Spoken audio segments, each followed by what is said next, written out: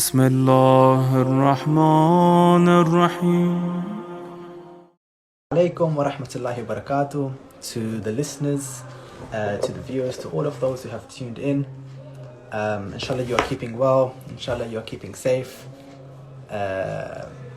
Inshallah those who are listening after are able to appreciate these discussions. So thank you to all of you for your support. Inshallah, assalamu alaikum guys who just joined. Inshallah you guys are keeping well. Welcome to the Alaikum Salam wa Rahmatullah.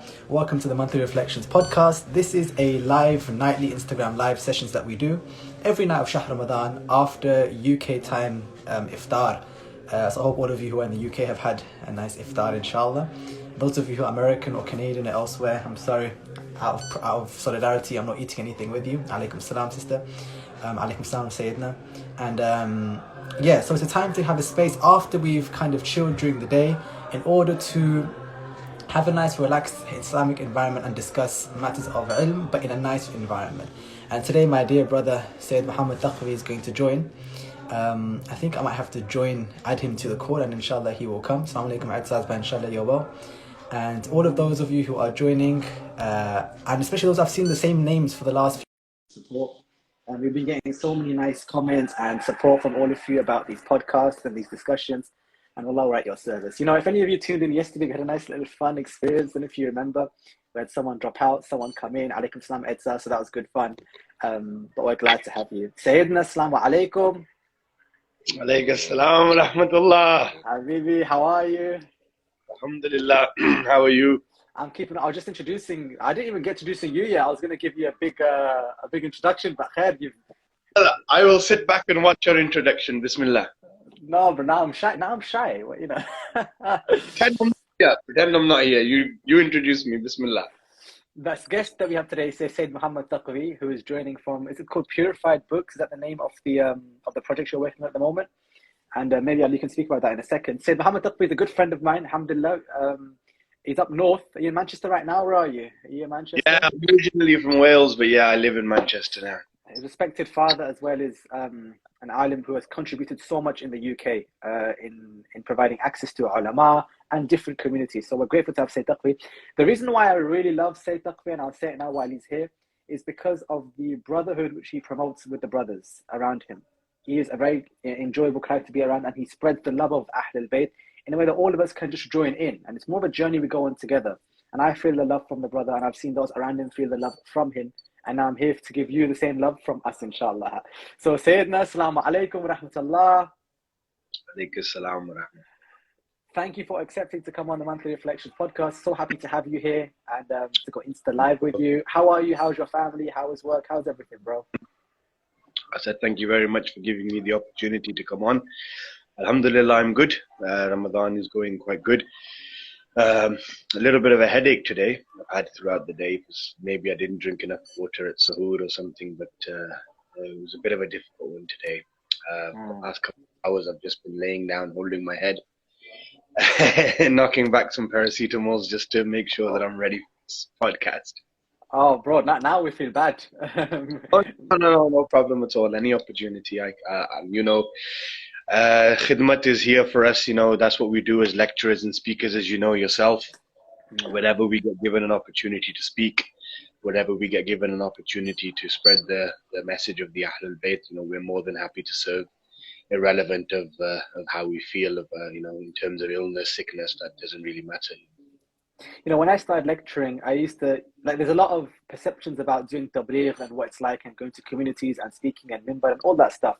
Man, the tiredness and fatigue that comes with it, no one ever told me about this. What they also never told me was you get strength from other places when you're serving Ahlul Bayt. You get it from random different places, 3-hour journeys and whatever, but you know what? When you get there, from somewhere you have energy to serve Ahlul Bayt. I don't know if you've seen this around you for others and yourself as well. Yeah, especially when it comes to Muharram, which is at the moment what's happening in the UK is there's a shortage of English lecturers. And one thing that I've seen growing in the last 5 or 6 years is that a lot of centers are starting to hold English lectures, even if it's before the Urdu, as in, some centers may not have English as their main lecture, throughout the nights of Muharram, but they've started to introduce English lectures. But because there's a shortage of English speakers, especially in the UK, compared to the demand that there is for the centres, a lot of us have started to read in multiple places,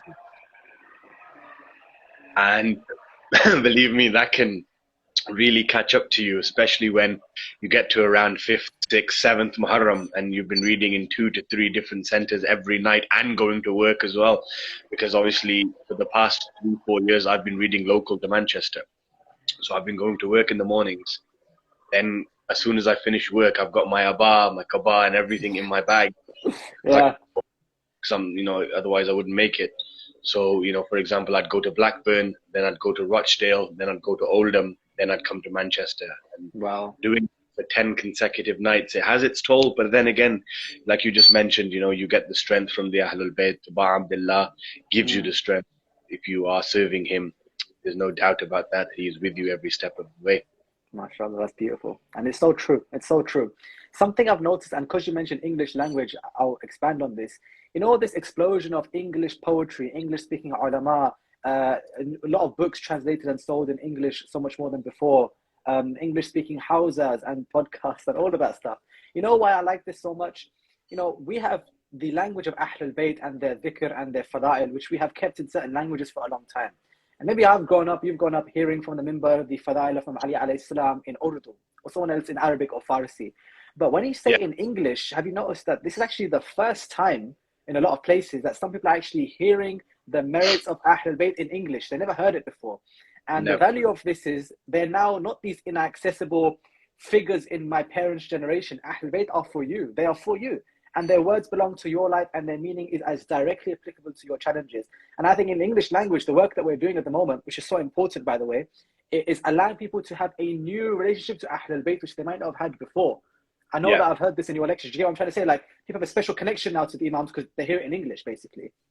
They understand it. That's the main thing. Like, I've got 2 boys myself, aged 5 and 7.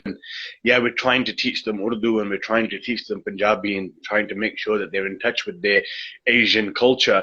But then again, English is their main language, and if we jump another generation down the line, one or as in my grandchildren, so to speak, that's it.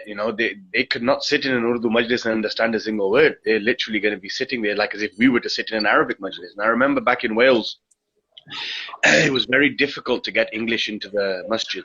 Now, that could be due to several reasons, but one of the main reasons was the elders didn't want it, right? And I believe English lectures in Wales especially caught on really late. And I was there for 25 years, but I rarely got a chance to lecture. And then after I moved out of Wales and I moved to Manchester, all of a sudden Wales has been holding English ashras. And I'm like, yeah, I've been there for 25 years and I did not get a chance to speak. One thing that one of the uncles said was, he said, no, this is wrong. We should stick to Urdu. It's our culture, it's our language, etc. Which fair enough, I understand where they were coming from. But one comment he made, which really made me not like, was he said that when the majlis is going on, all the youth is standing outside. Right? And then as soon as the Messiah finishes, they all come inside, which is wrong.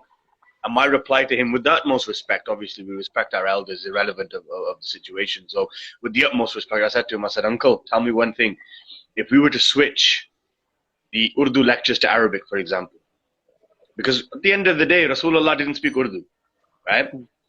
Imam Ali didn't speak Urdu, right? So originally lectures in majalis were formed in the language of Arabic, right? Yeah. We couldn't understand Arabic, or our forefathers couldn't understand Arabic. Therefore, they translated the lectures into Urdu so that we could understand. Now we've come to a generation where English has become our main language and our children don't understand Urdu and Punjabi. Therefore, what's the harm in changing it again? I mean, the Ahlul Bayt not restricted to a certain language, are they? They're, the Ahlul Bayt are accessible for everybody. I said, Uncle, tell me one thing. If we were to switch to Arabic lectures today, how many of you elders would be standing outside waiting and coming in when the Messiah finished? And then he couldn't say anything back. He was just like, no, you're right. I got to say, by the way, that's definitely true. Manchester is my favorite place to recite anywhere I go. And you know this, the community in Manchester, the boys in Manchester, the youth in Manchester, the environment is so positive. And I wonder if other places are a little bit behind in that environment than maybe you guys have already reached. And because so many of you are there, I don't know what you've done there to make it such a special place for the brothers. Well, I used to live in Wales, and I used to drive all the way to Manchester to deliver lectures. Worth it, so worth it. Places like Bolton, in Oldham, in Blackburn. But at that time, obviously, I didn't have a place to stay here. Yes, the brothers offered me a place to stay, but due to work, etc., I couldn't stay.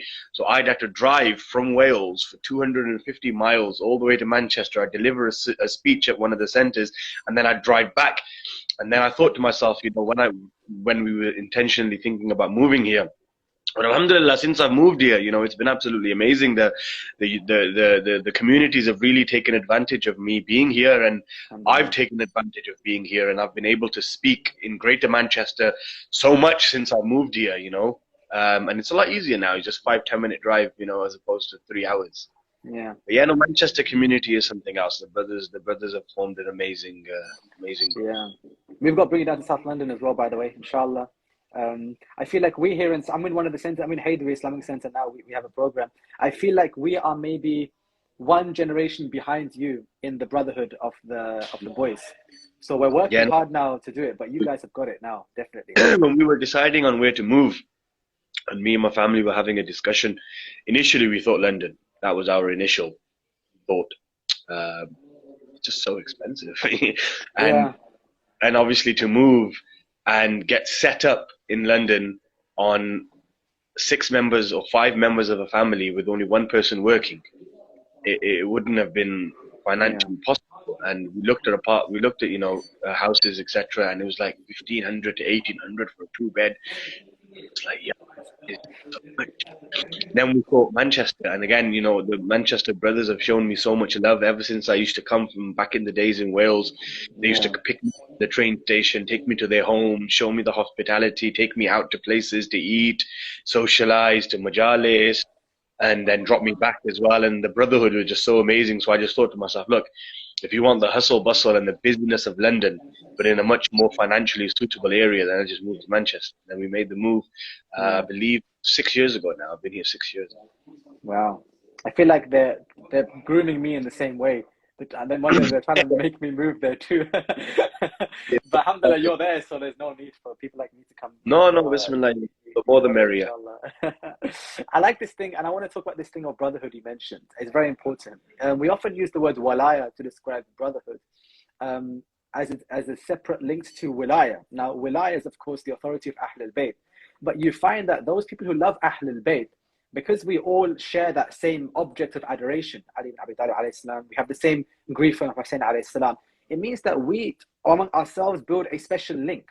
So this is known as the horizontal wilayah, whereas the vertical wilayah is with Imam Ali alayhi salam. I wanted to ask you, what is this thing? I mean, we love each other for the sake of Ahlul Bayt. I get that. We love each other for Imam Ali. I get that.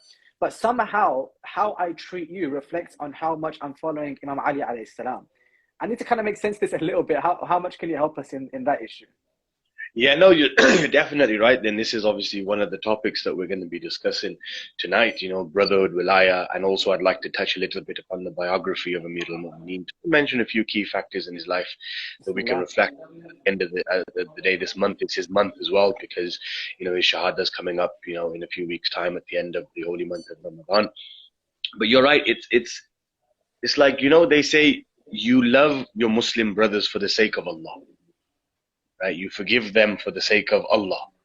You create bonds of brotherhood and friendships for the sake of Allah. But especially when it comes to us and our brotherhood, especially with the followers of Ali Ibn Abi Talib, you'll find that just because that person loves Amir al-Mu'mineen, you automatically fall in love with that person. You don't know him.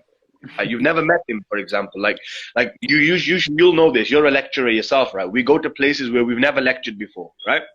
We'll go to a mosque where we've never met anybody before. We only have one source of contact, and that's the person that's called you for the lecture. But then after the lecture, all the brothers come up to you. And before you know it, you're creating friendships and brotherhood. Exactly. People you've never met, and you don't know who they are. You don't know what their attributes are. You don't know what traits they have. You don't know what they're like as a person at all. You never met them before. This is your first time. But automatically, because you know they are followers of Amir al-Mu'mineen. Because you know they believe in the wilayah of Amir al-Mu'mineen, you automatically have a soft spot for them. You know, you automatically fall in love with them. You create this bond that lasts. With me, there's places that I've lectured, you know, all over the UK, for example. I'm still in touch with some of the brothers, you know, who 5, 6, 7 years ago, I've lectured in places like Nottingham, for example, in places like Peterborough, for example. And up till today, I'm still in touch with those brothers. You know, we're still talking on a daily basis, whether it's Facebook, whether it's WhatsApp, whether it's Instagram, Snapchat.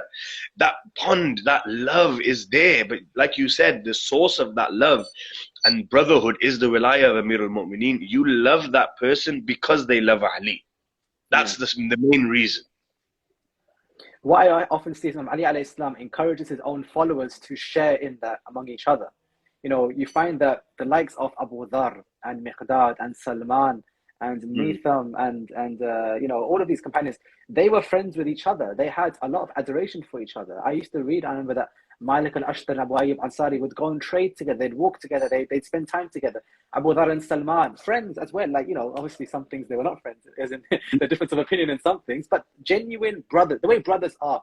And I've always wondered, like, in the time right now for the Imam alayhi salam, we need to have the same kind of brotherhood now, where it's like, I am to my brother like Abu Dharr was to Salman, or because we have the same Imam who we're following.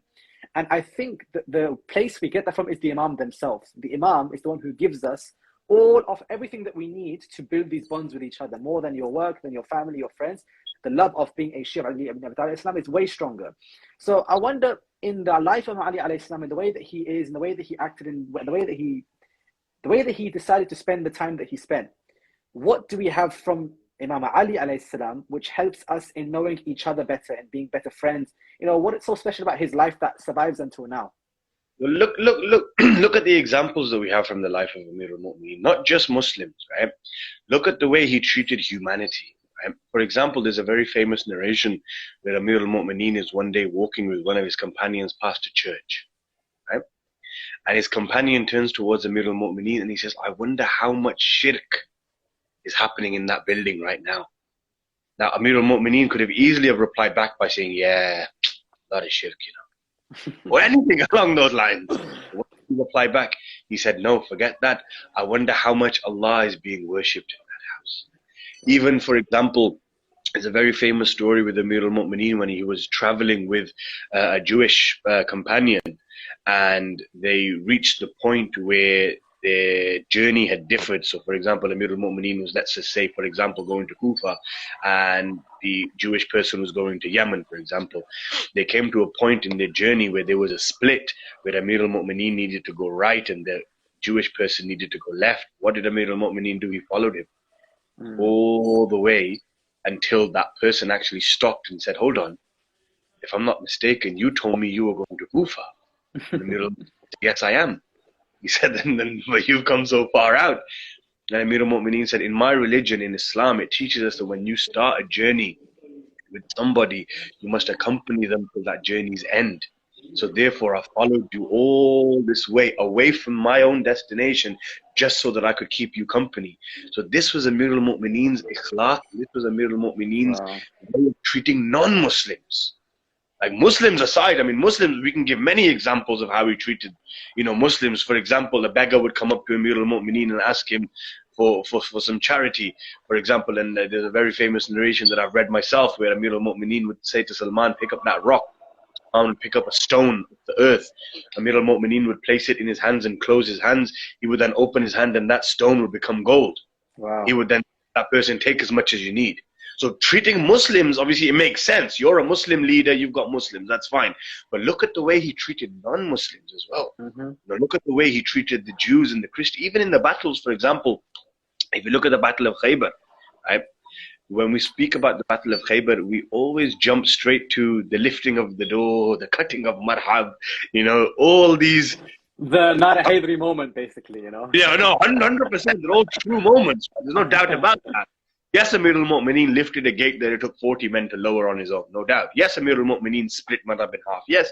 But one thing a lot of people might not notice or might not really pay much attention to, which I always bring up whenever I mention Khaybar, is just before the battle took place between Amir al-Mu'mineen and Marhab, right?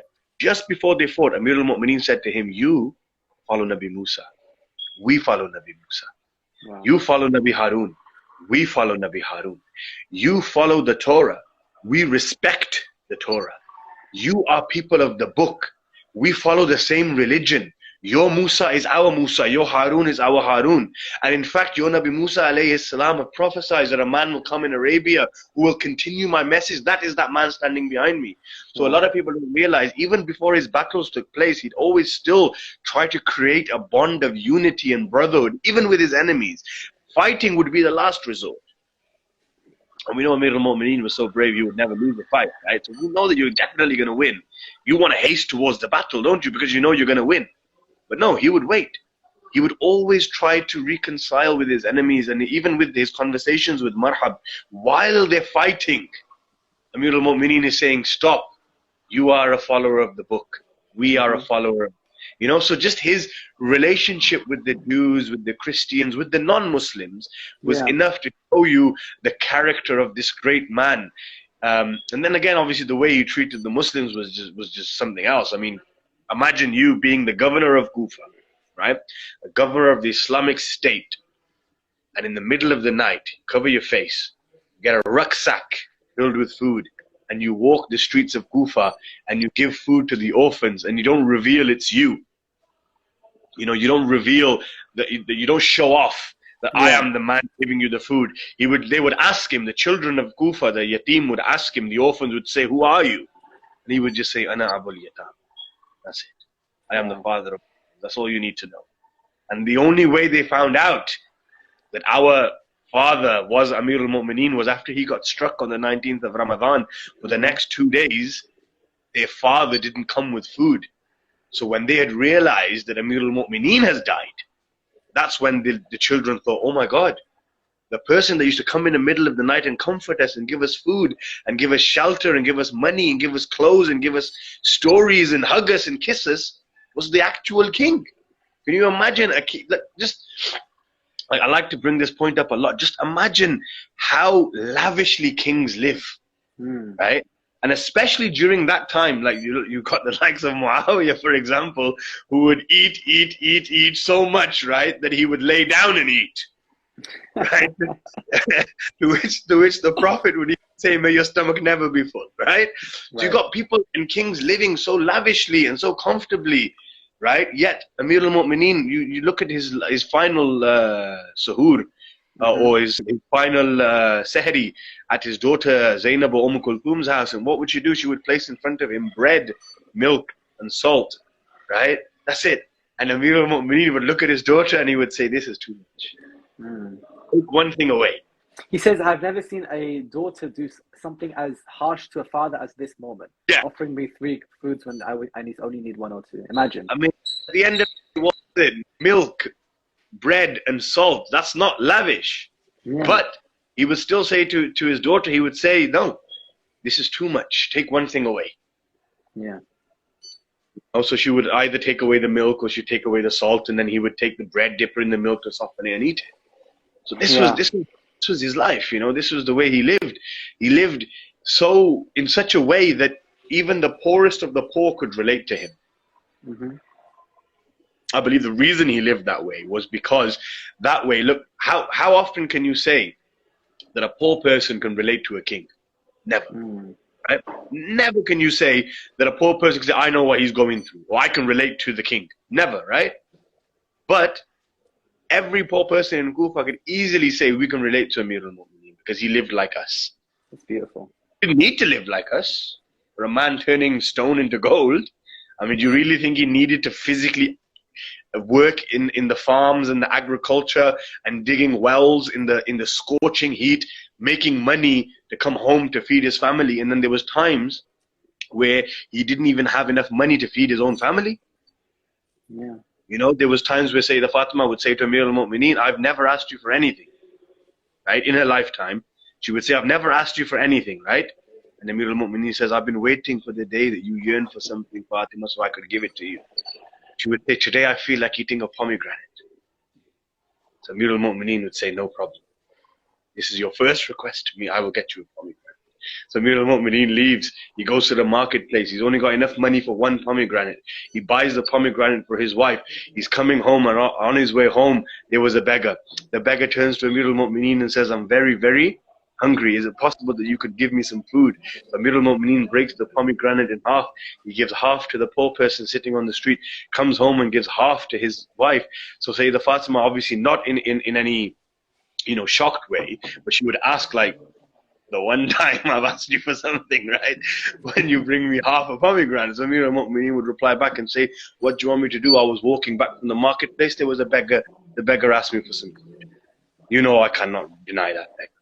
So even things like this, he would and look at Sayyidah Fatima. I mean, one great example of giving to the poor that we can take from is the wedding dress story, right? Is a story that obviously I always say in my lectures, which obviously every time I say it, I always see people laughing. But men, we don't understand the importance of a wedding dress, right? For us, it's just clothes, right? Unless the man has to pay for it, then he cares a whole lot about it. No, of course, if the man, but in most cultures, the men do pay for the women's wedding dress, right? Right. But at the end of the day, irrelevant of the cost, we're not really worried what material it is. We're not worried what color it is. We're not worried how many mirrors and how many diamonds and how many designs, and you know what I mean? Whether it's a Junaid Jamshed, we don't really go into all that, right? Yeah. Give us a suit, we're happy. Give us a sherwani, we're happy, right? But women, obviously, for them, it's a big deal. I'm not saying it's a bad thing at all. Don't get me wrong, right? It's their special day. They can wear, whatever they want on that day. So a wedding dress for a woman is a big, big deal, right? And Sayyidah Fatima, her whole life only had one dress, right? So her father felt, look, my daughter's getting married. Let me buy her a new dress. So Rasulullah would buy a brand new dress for his daughter. Just before her wedding, he would come and he would present her with this brand new wedding dress. And he would say to his daughter, Fatima, this is for you to wear tomorrow or today, as in on your wedding day. She would thank her father for the gift. She would take the dress. It's weird how, obviously, this is a podcast, so we can obviously put our own views and stuff in, right? But it's weird how the beggars always knew what time to come and isn't it? I mean, it's a good point. Coming home with a pomegranate, the beggar knew, right? Fatima Zahra, salamullah alayha, gets blessed with the beggar. Wallah, I never thought about this before. Every story there's some beggar who knows exactly what to ask. I'll take it one step further.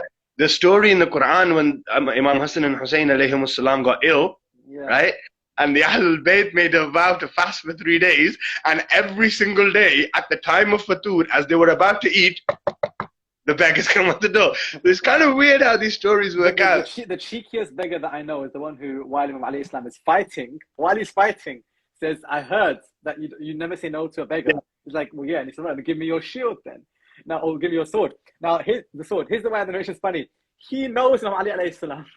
He knows he wants to know. So he knows he'd say yes. So this guy's come with a plan. Like he's at home. He's putting on his sandals. He's getting his clothes. The wife's like, you're going to fight? Yeah, guess what? I'm going to ask somebody for his sword. No one's done it before. Wife's like, you're mad. What are you on about? No, watch ya. I'm going to get his sword off him. He goes. He plans. He's got his whole day ready. And the answer he gets destroys him. He's like, hey, I've got your sword now. You said yes to me. I got your sword. I can kill you. What are you going to do now? And Imam Islam replies beautifully, Allah Azza wa Jal has appointed for me a time of my death. Now, until that point, until it comes, no sword can strike me. And when it comes, no one can save me. And the man kneels down, puts the sword on the ground, and follows the Imam, fights behind him in battle. Now, this is the story of both, the audacity of those who ask, but the beauty of the one who gives. Yeah, no, of course. And obviously, just to finish on the wedding dress, and then I've got another comment about what you just said there. But the wedding dress story, obviously, for those that don't know, or just to refresh our memories, is that the moment the Holy Lady of Light got gifted a brand new wedding dress. Now imagine this is the first time you've been gifted a dress. You'll be wearing the same dress your entire life, right? Yeah. 9 years of your life, and then all of a sudden your father gives you a brand new dress. You are looking at this dress like, oh my God, I've got a brand new dress. It's my wedding day. It means. Please tell us what happens when Sayyidah Zahra sallallahu alayha is trying to get her dress. What happens next? We need to know, bro. Okay, no. I'll carry on from where I left off. So please do. The father gifts her a brand new dress. And as we were saying, you know, especially for a woman, a wedding dress is a big deal and it means a lot. So she got given this brand new dress. She's really excited to wear this dress on her wedding day. Then all of a sudden a beggar comes and knocks on the door. It's a lady who says that I don't have any clothes, and is it possible that you could give me some clothes, right? Yeah. So Sayyidah Fatima then gifts her a brand new wedding dress to the poor lady and gets dressed in her normal clothes for her wedding. When Rasulullah comes to collect his daughter to take her to the wedding ceremony, he sees that she's wearing the same dress that she was wearing before, and she's not wearing the brand new dress that the Prophet had gifted her. So evidently the Prophet asks, "Oh my beloved daughter, where is the dress that I gave you?" So she replies back and says, "Oh father, as soon as you had gifted me that dress, a few moments later, somebody knocked on the door and they asked if it was possible for me to give them some clothes because they didn't have any. And you know that Allah subhanahu wa ta'ala has said, He loves those that give out of that which they love. I love that wedding dress, but I love Allah more. So to attain Allah's pleasure, I gave my wedding dress away," right? Now, one thing that we have to notice, especially when it comes to charity, Sayyid, is we don't give brand new things away, do we? We always give away clothes or shoes or items that we no longer need. They're ripped. They no longer fit. It's too big for you. It's too small for you. You don't like the color. Exactly, right? You'll notice that, you know, a lot of people, you know, when they've got brand new trainers, they'll give the old ones away to charity. If they've got some new clothes, they'll give the old clothes away to charity. But what Sayyidah Fatima was showing us was she could have easily have given her away her old dress, right, and kept her brand new dress. But she gave her brand new dress to charity and kept her old dress. And her response to her father was, Allah loves those that give charity out of that which they love. I love the wedding dress, therefore I gave it. Right? So coming back obviously onto topic, so we were mentioning Amir al-Mu'mineen and we were mentioning, you know, how he treated non-Muslims and how he treated Muslims as well and the bonds of brotherhood. And you mentioned a very beautiful story where you mentioned Amir al-Mu'mineen in the battlefield where somebody would ask him for his sword and Amir al-Mu'mineen would give his sword away. And then he would say that Allah has decided that, you know, there is a time for me and nobody can take for that time. Just off that, it sparked you know, something in my mind where I remember that there's a very famous incident between Mitham al-Tammar and Mukhtar al-Thaqafi, right? Where both of these were present, standing in front of Ubaydullah ibn Ziyad, right? And Ubaydullah ibn Ziyad said to Mitham that, is there a possibility that you will ever stop proclaiming and mentioning and praising Amir al-Mu'mineen, right? Now Mitham and Mukhtar were friends. Right. What's the response, right? This story always gets me, right? I've been told I'm good at storytelling because I've built up a lot of tension. And then I think the story, right? But remember, these two were friends, right? So when Ubaydullah ibn Ziyad says to Mitham, is there any way that you will stop proclaiming the praise of Amir al-Mu'mineen? Is there? And Mitham replies back by saying, yes, there is one thing that if you do it, I will stop. So Ubaydullah says, what's that? He says, kill Mukhtar and I'll stop saying Ali. So Mukhtar turns towards his friend, Mitham. He says, what are you doing? I thought you were my friend. What do you mean, kill me? And then you'll stop proclaiming the praise of Amir al-Mu'mineen. And then Mitham gives the most beautiful reply. He says, Mukhtar, do you not remember that Amir al-Mu'mineen said, Ubaydullah ibn Ziyad will die by your side? So how is it possible that Ubaydullah is able to kill you when Amir al-Mu'mineen has said you will be the one to kill him? So in essence, what I'm saying is there's nothing that you can do to make me stop praising Amir al-Mu'mineen. But we have so much certainty in the words of our Mawla, so much certainty in his statement that the heavens and the earth can move from their place, but the words of Amir al-Mu'mineen will always be true. To the extent that Amir al-Mu'mineen would say to Mitham, this is the tree that you will be hung by.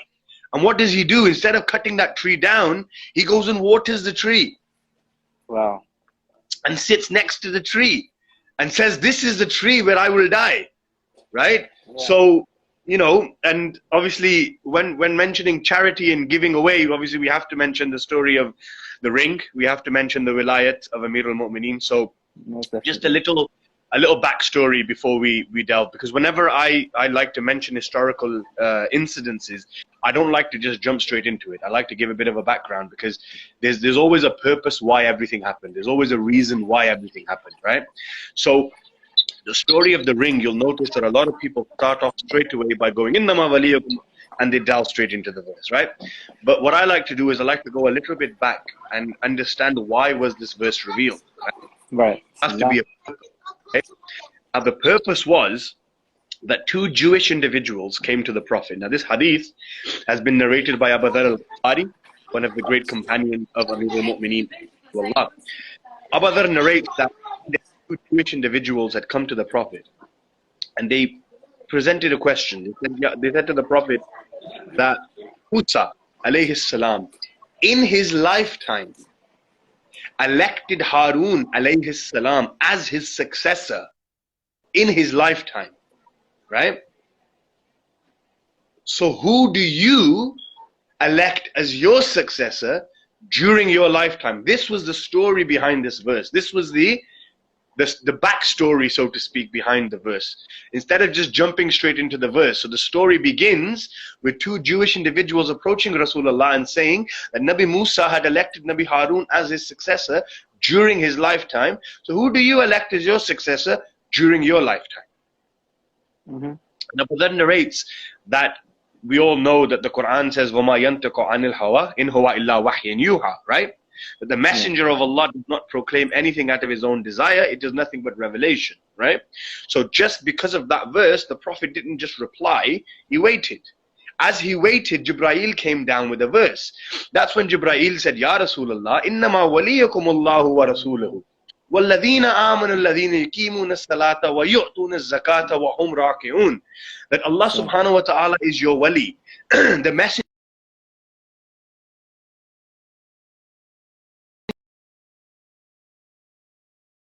whilst in the state of raku are the third category to walayat, right? Right. Now, when this verse was revealed, it didn't make any sense. Okay? So to the Prophet, of course it made sense. But to the two Jewish individuals, they were like, what do you mean? They establish prayers, they pay the poor Jew, and they bow down.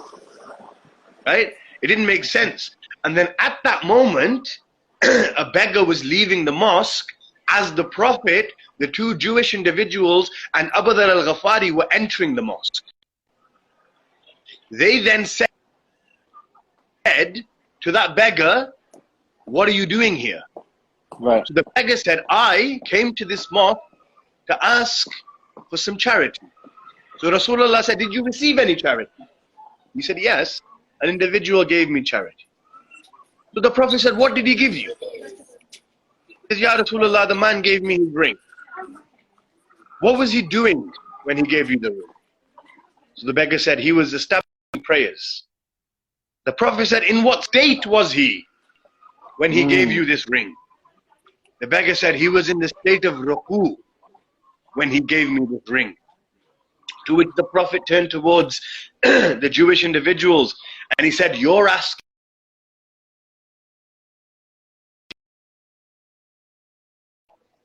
successor during his lifetime. Who do I elect as my successor during my lifetime?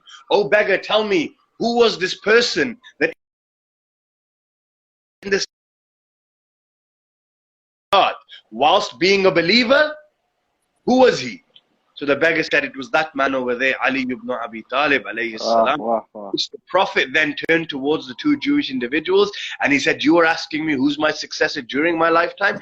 That man right there fits the category of this verse. Therefore, Beautiful. He is the one who is my successor during my lifetime. That is the way I present the story of Walayah.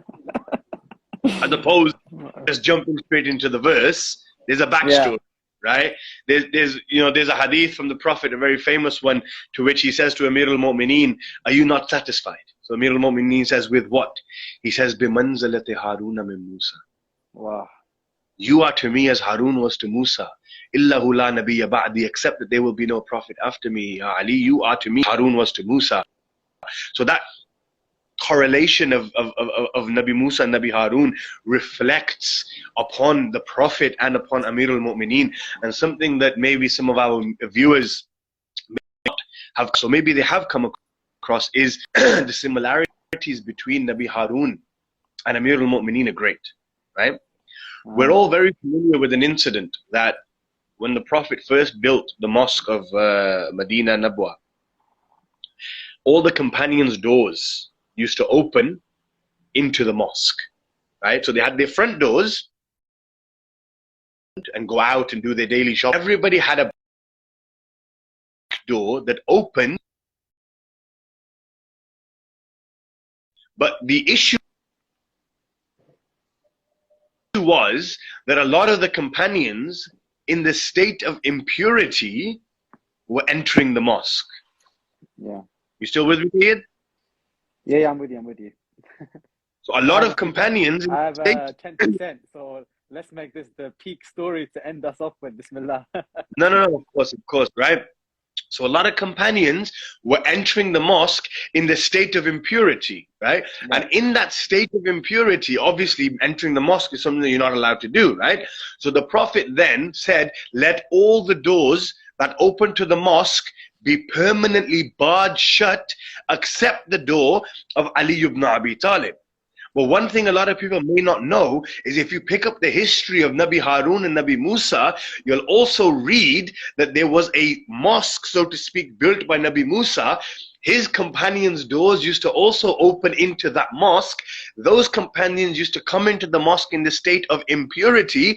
Nabi Musa gave a elan one day and said, let all the doors opening to the mosque be permanently barred shut, except the door of Harun. Wow. And if you look at the names, just Hassan and Hussein in Arabic, if you were to translate these names into Hebrew, right? The two sons of Harun alayhi salam was Shabbar and Shabbir. Wow. Which mean Hassan and Hussein. There's many similarities between. I'm actually currently writing a book on this specific hadith, بِمَنْزَلَةِ هَارُونَ مِن Musa, and I'll give you the title of the book. Yeah. One of those titles, right? The title of the book is called Muhammad's Harun. Wow, that's a solid line. And in that book, I've literally dissected the biography of Nabi Harun and of Amir al-Mu'mineen and of Nabi Musa and of Rasulullah, and I've brought 4 people together, and the entire book just reflects on the similarities between Nabi Musa, Nabi Harun, Amir al-Mu'mineen and the Prophet. And it just literally, the entire book is just an expansion or a tafsir of the hadith of Manzila. Okay, that's a book we should all be keeping an eye out for, inshallah, when published. Inshallah, yeah, it's not finished yet. Obviously, I just need to do a few more things in there, but inshallah. Keep going, inshallah, is a great khidmah for all of us. I want to mention, this is why I love doing podcasts, because you never know what's going to happen. And just right now, we have been so blessed to listen to about 20 minutes of pure fadail of Imam Ali alayhi salam, narrations, ayat of Quran, stories that actually give life to us and give life to our hearts. So Sayyidina, I knew you'd come with it. I knew you'd bring that fadail. So thank you so much for coming. I'm going to have to go. That's why I'm having to close. But thank you for all of those stories and beautiful reflections. I guess the takeaway that I take from that is, if you're feeling down or you're feeling disconnected, just open a book or open a lecture. Just listen to the fadail of Ali Ibn Abi Talib alayhi salam. And wherever situation you're in, it'll become more beautiful. For example, my night has now just been made by that dhikr. Thank you, Sayyidina, inshallah. Really appreciate you coming. Thank you very much for having me. It's been an honor. I'm sorry about the issues before, bro, with the network, and I don't know what actually happened. No problem at all. Thank you so much for being on. To the listeners, thank you for listening. Thank you for attending and participating. We'll be back tomorrow, inshallah. But allow me to wish you, Sayyidina, great du'as for the holy month of Ramadan and for your service, and pray for us, inshallah. Allah, of course, definitely. Brother, you pray for us as well, inshallah. Always. Hope I'll see you soon. When you're in London, let me know. If I'm up north, we'll link, inshallah. Inshallah. Habibi, take care. Inshallah, ma'asalam. Fi amanillah. Fi amanillah. Bye, everyone. Take care.